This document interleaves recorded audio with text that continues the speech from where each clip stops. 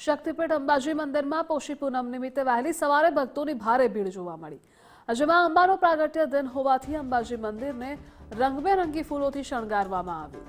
મહાશક્તિ યજ્ઞ અને મહાઆરતી બાદ વિશાળ શોભાયાત્રાનું પણ આયોજન કરાયું। આજના દિવસે માં અંબાના દર્શન કરવા દૂર દૂરથી ભક્તો અંબાજી મંદિર આવ્યા। શક્તિદ્વાર સુધી ભક્તોની લાંબી કતારો પણ જોવા મળી।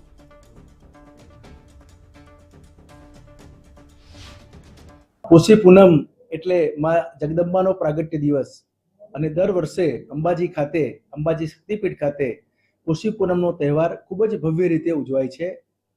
આ વખતે પણ આગામી 13 જાન્યુઆરીના રોજ પોષી પૂનમની ઉજવણી ભવ્યાતિ ભવ્ય રીતે કરવામાં આવશે।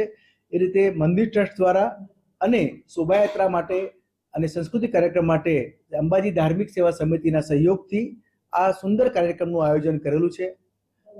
દિવસ દરમિયાન સવારે ગબ્બર ખાતેથી જે માતાજીની જ્યોત પ્રગટ કરી જે માતાજી જ્યોત રૂપે બિરાજમાન છે ત્યાંથી જ્યોત અહીં અંબાજી નિજ મંદિરે લાવવામાં આવશે।